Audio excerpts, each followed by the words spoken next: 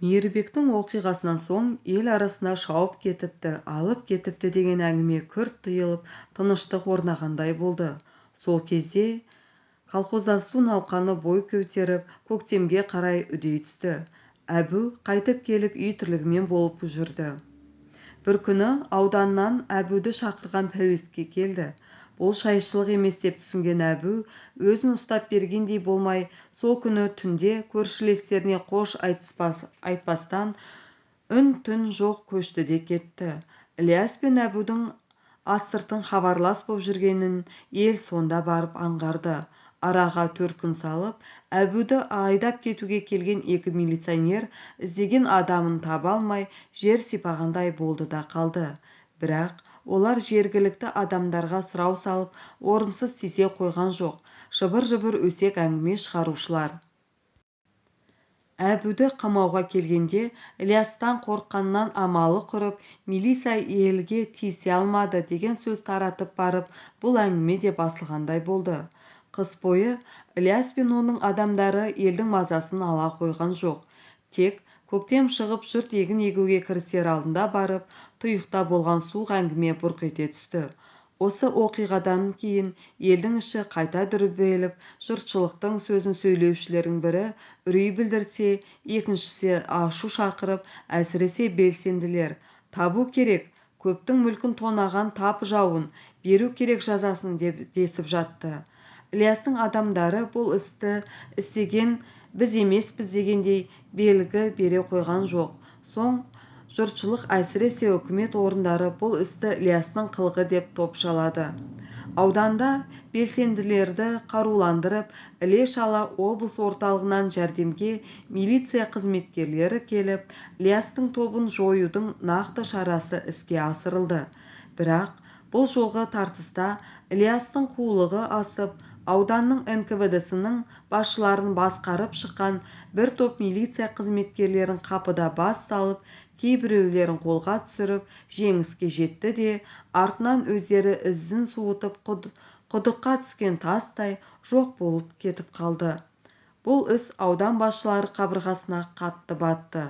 Сол жолғы шайқаста Мейірбек те қаза тапты. Кейбіреулер оны Ілиястың өзі әдейілеп көздеп оққа ұшыратыпты десіп те жүрді. Дүбірлі істің дүрбелең әңгімесінен көп болатыны белгілі, жай ғой. Әйтеуір ел арасында осы оқиғадан соң 9 саққа жүгірткен алып қашпа өсек сөз көбейіп, елдің тыныштығын алып жіберді. Бұл іс былай болған еді. Ауданда біріншілердің қатарында құрылып, ісі тез өрге бастаған колхоздардың ішінде бірден-бір алдыңғы қатардан саналып жүрген шаруашылық Бірлік атындағы колхоз еді. Колхоз өткен күзде үкіметке берешегінің уақытында құтылып, келесі жылға керек деген орталықтың азық-түлігін, егістіктің тұқымын толық құйып алып, артель мүшелеріне еңбек күніне де астық беріп, қолға малдарын да жем-шөпсіз қалдырмай, ұйымшылдығы өсе түскен шаруашылық қатарына ілінген еді. Көктемнің иісі білінер-білінбестен көңілдері көтеріңкі колхозшылар келесі өнімнің қамына кірісіп те кеткенді. Егетін егіндіктің тұқымын қайта тазалап, соқа-саймандарын жөндеп, аттарын жемдеп, жер ашылғанша даярлап қойған ел қар кетісімен ертең бүрсігүні қос басына барамыз деп отырғанда, бір түнде жау тиіп тас-талқан болды да қалды. Қанымен қаперсіз отырған бейбіт колхоздың астық қамбасан күзетіп отырған күзетшінің қасына түн ортасынан ауып қалған кезде бейтаныс бір адам келеді. Оның артынан бір нәрсенің қараң ете түскен байқап қалған күзетші «Бұл қайсың ей?» деп дыбыс береді. Көңілінде күдігі жоқ адамның дауысы жайбарақат шығады. Сол-ақ екен, күзетшінің қасына 2 жігіт жетіп келеді де: «Отағасы, қан төгілмесін десеңіз, осы орныңызда дымыңызды шығармай отырыңыз. Біз Ілиястың адамдары боламыз. Мына иесіз астықты алып кетуге келдік», дейді үрсе қоя беріп. Сол-ақ екен, күзетші аттан салады. Қамбаға жақын жердегі шеткі үйдің адамы шыңғырып шыққан дауыстан оянып кетіп, қамбаға қарай апыл-ғұпыл тұра жүгірді. Бандылар дүбір шығып кеткен соң болар істі болды дегендей ауылды шабады. Қарсылық көрсетпек болып жігіттерді жинауға тырысып баққан колхоз бастығын сойылға жығып, ауылдың еркектерін қабынбаға әкеп қамап, қарсылық білдіріп төбелеспек болған 4 адамды таяққа жығып, мына астықты кейін бәрібір үкімет тартып алып кетеді. Онан да біз бұны аш отырғандарға таратып береміз. Біз қыр асып кеткенше шу шығарған адам бізге өкпелемейтін болсын, деп әйелдер мен бала-шағаларды қорқытып, ауыл сыртына қарауыл қойып, асықпай-саспай қимылдап, астықты колхоздың көлігі бар, өздерінің көлігі бар, бәріне артып, тұқымдық 400 дағар бидайды түк қалдырмай сыпырып алады да кете барады. Сөйтіп, жаңадан колхоз боп ұйымдастып, ашаршылықтан соң енді есін жия бастаған ауыл бір түнде жұмысының көлігінен де, астығынан да айырылып, қараң қалғандай астан-кестең болды да қалды.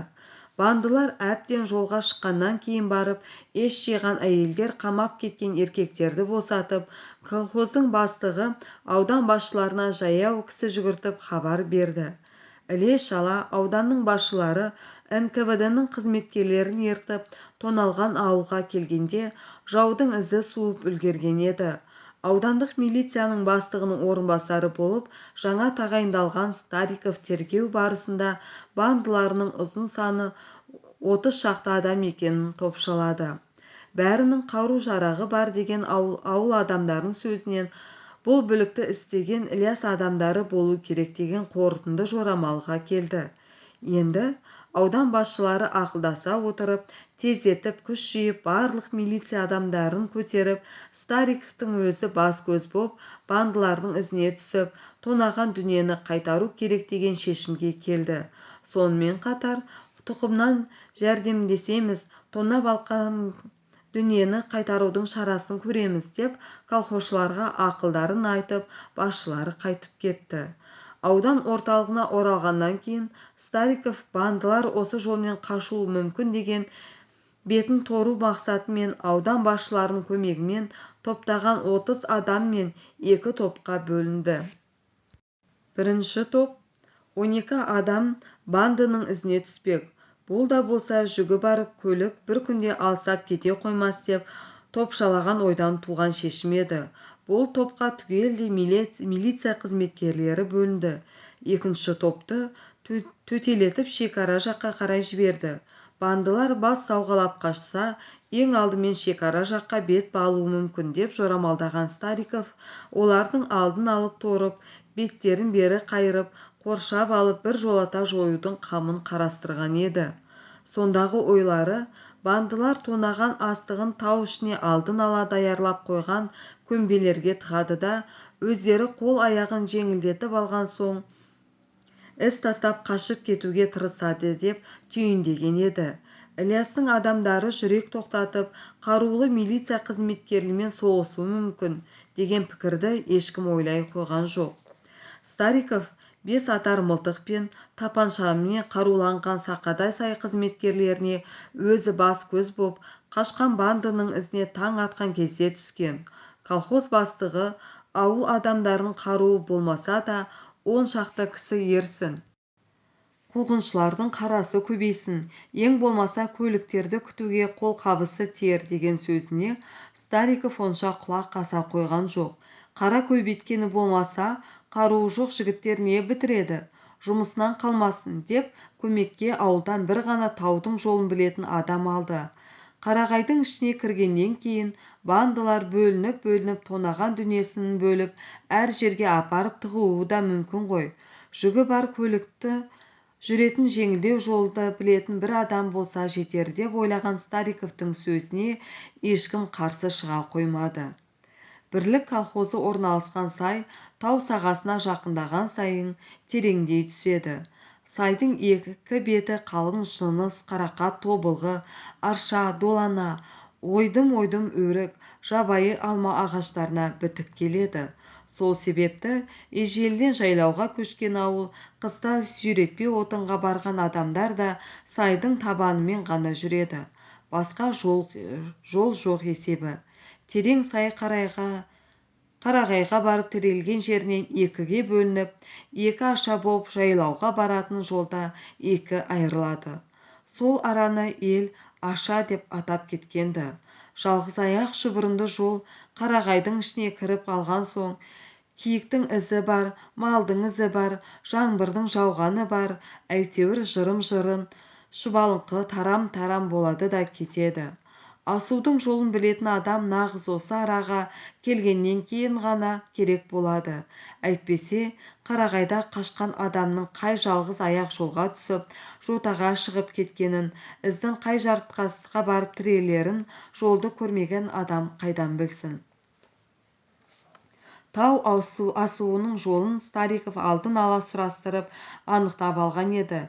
Не де болса бандылар осы қаланың қарағайдың ішіне кіргеннен кейін барып із тастамаса, одан төмен жерде басқа шараның жөні де жоқ қой, деп топшалаған еді ол. Аша мен ауылдың арасы ары кетсе 25 шақырымдай ғана болар. Стариковтың тобы өзара ақылдасқанда, тауға тірелгеннен кейін ауыр жүгі бар көліктер нашар жолды көтере алмас. Сондықтан бандылар негізі жолдан бұрыла қашып, биік таудың ішінде алыстап із тастап кете қоймас деген әңгіме болғанды. Халық мүлкінің қамын жеп асыға қимылаған қуғыншылар ауылдан 10 шақты шақырым жерге барғанда алдын ала осылай болар-ау деп топшалаған ойлардың үстінен шыққандай болды. Өйткені шапқыншылар колхоздың орталық қоғам тамағына деп байлап отырған 4 өгізі мен 35 еркек қойдың айдап ала кеткен еді. Істеген істерінің түріне қарағанда олар жолшыбай тоқтап, бордақыда тұрған малды сойып, жегеннен қалған етін тиеп алып кетіпті. Семіз бал айдауды көтере алмай, қызыл май болып, еті жеуге жарамай қалып жүрмесін деп істегендері де айтпаса да көрініп тұр. Қуғыншылар сойылған малдың кеберсіп қалған қан жынының үстінен шықты. Ілиястың жігіттері ат үсті құйқалама жасап, өкпе бауыр пісіріп жегенде әр жерде күлі қалып, шағын оттың орны көрініп жатыр. Тауға көтерілер алдында біраз аялдап, көліктерін тынықтырып алыпты десіп жатты қуғыншылар. Жол ашаға жақындап екі бөлінер жерге таяғанда Стариков: енді осы араға тоқтап, аттарымызды біраз тынықтырып алайық. Өзіміздің өзегімізге де нәр жүгіріп алып барып, қарағайдың ішіне бір-ақ бойлайық. Олардың ізіне әбден түскенше біраз шұбалаң да болуымыз мүмкін. Жыртқыш сияқты таудың сырын әбден біліп алған пәлелер ізін алдыра қояды ғой дейсің бе, деп еді. Ешкім бұл пікірге жоқ дей қойған жоқ. Бұлар судың бойындағы көгалға келіп тоқтап, асықпай аттарын арқандап, кейбіреулерін шілдерлеп өздері жолға ала шыққан тамақтарын жеп, аттарын ұстап жүруге ыңғайлана бергенде, күтпеген жерден жап-жақын жердегі үлкен қара тастың үстіне біреу шыға келді. Әлгі қасқайып тұрып бар даусымен: «Ей жауыздар, қайда бара жатсыңдар? Кімнің қанын ішкелі шықтыңдар?» деп күжете түсті. Қуғыншылар өздерімен өздері боп демалып отырғанда, жау байқатпай келіп қоршап алғанын түсіне кеткен Стариков мылтығына ұмтыла беріп еді, әлгі тұрған адамның аяғының астынан гүрс етке түскен мылтықтың үні тауды жаңғыртып жіберді. Мейірбек оқ тиген бастығына қарай ұмтыла бергенде, екінші қабақтан: «Ей Мейірбек шошқа, саған бала-шағаның келешегін ойла дегенім қайне? Неге секеңдегеніңді қоймайсың?» деген дауыс шықты. Бірақ сөйлеген кісінің өзі көріне қойған жоқ. Мейірбек: «О, қанішер жауыздар!» дей беріп еді, мылтық тағы да гүрс етті. Сонда барып қара тастың үстіне тағы бір ұзын бойлы жігіт шықты да: «Жігіттер, мен Ілияспын. Енді орынсыз қан төгіспелік. Бәрің де қараудың ұшында тұрсыңдар. Орынсыз қарсыласқанмен еш нәрсе бітіре алмайсыңдар. Онан да ақыл тоқтатып қолға түссеңдер, сендердің қару-жарақтарыңнан басқа еш нәрселеріңе тимейміз. Біз сендерді өлтірейік деп жүрген жан емеспіз. Қайта жөндеріңе босатып қоя береміз», деді. Тек су бойында шідерлеп қоя берген аттарды алып келуге кеткен екі жігіт жолдастарының жаудың қоршауына түсіп қалғандарын түсіне кетіп, аттарына міне салып, ылдиға қарай қаша жөнеліп еді. Мылтықтың екі атқан дауысы шығысымен шауып бара жатқан екі ат та мұрттай ұшты. Ат үстіндегі жігіттер қалпақтай ұшып түсті де домалап барып жер құшып қала берді. Ілиястың адамдары келіп, екі қолын көкке көтерген милиция қызметкерлерін тінтіп, қару-жарақтарын алып, өздерін топырлатып, тастың қасына айдап апарғанда барып, Ілияс әріптестеріне оқ тигендерінің жайын білуді бұйырды. Стариков тірі екен. Оқ оның оң қолын шынтағының астынан қиратып кетіпті. Ілиястың адамдары жылдам қимылдап, оның жарасын байлап, екі аттың ерінің үстіне шанжа байлап, бесік тәріздес қом жасады да соған Стариковты жатқызды. Жұртқа орынсыз қияметі жоқ, қызметіне адал адам еді, бекер обалына қалмалық. Екі адам тездетіп орталыққа емханаға жеткізсін, ал басқаларың бізбен бірге қала тұрасыңдар. Егер ешкім бір тәулік ішінде бізге тиіспесе, біз де сендерге тимейміз. Ал одан бергі уақытта аудан басшылар артымыздан тағы қуғын шығарса, онда бәріңді осы жерде атып кетуге мәжбүр боламыз. Стариковты апаратын адамдар бастықтарға осы талапты айта барыңдар, деді Ілияс милиционерлерге. Мейірбек оққа ұшқан жеріне бірден жан тапсырған екен. Оқ оның мойнын тесіп өтіп кетіпті. 4 атпен 2 милиционер Стариковты алып жолға шыққан соң, Мейірбектің денесін жолдастарына жерлетіп, қолды болған сақшыларға күзет қойып, Ілияс қасындағы 10 шақты адамымен тауға қарай бет алды. Кешке қарай күзетшілерге жәрдем келіп, қолға түскен сақшыларды таң атқанша ұстады да, жерге жарық түскен соң бәрін жаяу босатып қоя береді. Ілиястың адамдарының тағы бір таң қалдырған жайы, олардың арттарына түскен қуғыншылардың екіге бөлініп, бір тобының шекара жаққа, бұлардың алтын торауға кеткенін әбден біліп отырған екен. Өйткені Ілияс адамдары мен артынан түскендерді шолып, қапыда басы салған күннің ертесіне-ақ шекараға жақын жердегі ауылдан Стариков жіберген екінші топтың басшысына кісі келді. Стариков оққа ұшыпты. Оның адамдары жалынып, жалбарынып, Ілиястың қамауынан әрең құтылыпты. Аудан орталығы қорғаусыз қалды. Аудан басшыларымен тез хабарлассын деп айт, деді ауыл советінің бастығының атынан сөйлеген хабаршы. Екінші топ дереу кейін қайтып, ауыл советке келгенде, ауылдағы адамдар бұл әңгімеден бейхабары болып шықты. Ілияс қулығын арттырып алдап кетті деп отырғандар ауданнан суық хабар келді де, қуғыншылары кейін қайтуға мәжбүр болды. Кейін іле-шала осы жайды тексергенде, ауыл советтің бастығына түнделетіп кісі келіп, дабыл көтеріп, қолына аудандық атқару комитетінің мөрі басылған қағаз тигені анықталды. Тек қағазға қол қойған аудан басшылары емес, басқа біреу болып шықты.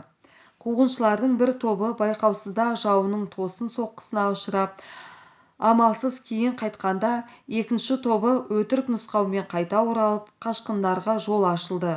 Бұны анықтаған аудан басшылары елді көтеріп, шекара қызметкерлерін бас көз ғып, Ілиястың адамдарының артына қайта түскенде, оларды жер жұтып жібергендей, ізін де таба алмай қала берді.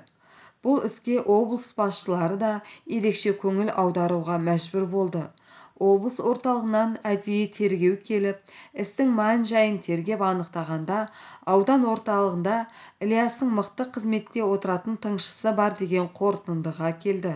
Бірақ ауылдық жерден ұстаған бірлі-екілі уақ-түйек тыңшылары болмаса, басқа ешкімді тергеушілер қолға түсіре алмады. Осы қанды оқиғадан кейін айналаға қайтадан тыныштық орнап, бірлі-жарым ұрлық болмаса, бәлен дейтіндей бандының ізі көзге түсе қоймады. Ел арасына дүрбелең салған әңгіменің ең зоры сол жолғы Ілиястың өте батыл қимылдап, қулығын асырып, оңай жау емес екендігінің көптің көзін әбден жеткізген істері еді. ілиястың ең болмаса бірлі-жарым адамының қолға түспей құтылып кеткені, тонап кеткен колхоз мүлкінің де ізі табылмай, ителгінің тырнағына ілінген торғайдай жем болғаны сәдуді де аң-таң қалдырды. Ол осы жайға өзі кінәлі адамдай сезініп іштей күйінді де қала берді. Өткен іске не шара, бірдеңе дейін десе келе салып пысықсынған адамдай болып көрінем бе деп те іштей тынады. Екінші жағынан ілияс бет алған ісінен таймайтын, жүрек жұтқан екендігі де көрініп тұр. Мұндайда сыртта тұрып ақыл айту оңай. Ауыл қызметкерлерінің де, ауыл адамдарының да тағы бір қатты таң қалған жері, ол ілиястың қолына түскен милиция адамдарына ешқандай артық зәбір көрсетпей қоя бергені болды. Ата жауындай адамдар қолына түскенде не құлақ, не ақыл ойлап оларға тие қоя береді екен деген сұрақ ел арасында көп көңіл бөлерлік әңгіме болып, оған неше түрлі жауаптар айтылып та жатты. Сәду ең көп ойлағаны қаннан қорықпайтын қанішер екен деген сөз ел арасына тарамасын дегені шығар деп топшалады. Бірақ ел ойында тіс жарып ешкімге айта қойған жоқ. Одан не табады? Жау кеткен соң қылышыңды тасқа шап деген сөз дұрыс айтылған ғой. Енді міне сондай жаудың ордасы сияқты ауылға өзі кетіп барады. Алды тұйық тіршілік сияқты көрінгенімен нәр тәуекелге бел байлады. Тапсырманың аты тапсырма.